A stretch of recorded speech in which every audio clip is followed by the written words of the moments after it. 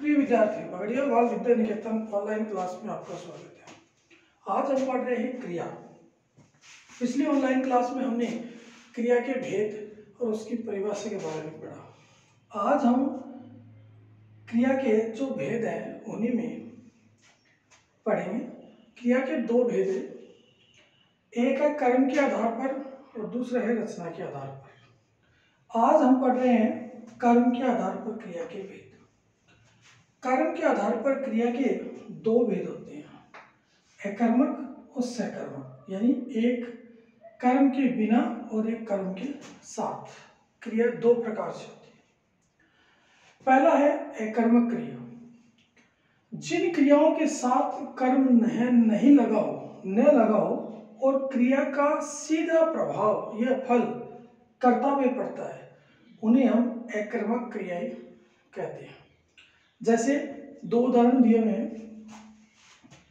पक्षी उड़ रहे हैं, बच्चा हंस रहा है। यहाँ पक्षी के उड़ने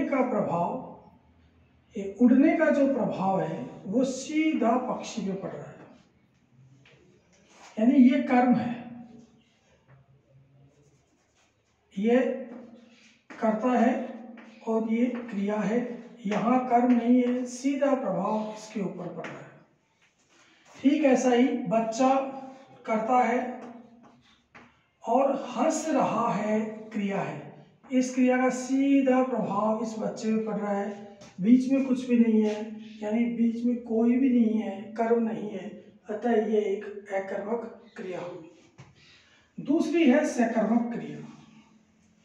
जिस क्रिया का प्रभाव कर्ता से निकलकर कर्म पर पड़ता है वह सकर्मक क्रिया है। कर्ता से निकलता है और कर्म पे पड़ता है, वह सकर्मक क्रिया। इसमें उदाहरण देखो, जैसे अंजलि आम खाती है।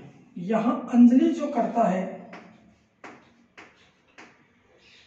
ये आम खाने का काम कर रही है, यानी आम यहाँ कर्म है और खाती है वो है क्रिया।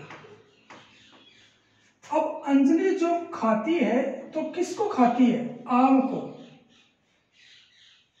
तो प्रभाव किस पे पड़ेगा? आम पर, यानी खाने की क्रिया आम से पूरी होगी, अतः यह है सकर्मक क्रिया हुई। सकर्मक क्रिया के दो भेद हैं। पहला है एक कर्मक क्रिया और दूसरा है द्विकर्मक क्रिया। अगली ऑनलाइन क्लास में हम इसी के आगे एक कर्मक और द्विकर्मक क्रिया को समझेंगे।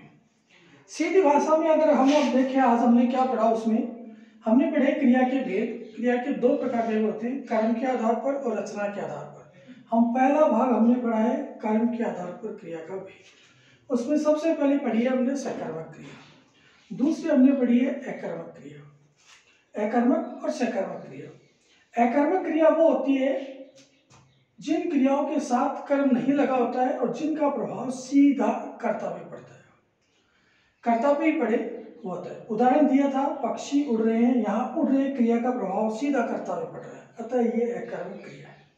दूसरा हमने पढ़ा था सकर्मक क्रिया, जिसका प्रभाव कर्ता से निकलकर कर्म पर पड़ता है, यानी कर्ता गौण हो जाता है, कर्म पे उसका प्रभाव पड़ता है। उदाहरण हमने लिया था, अंजलि आम खाती है।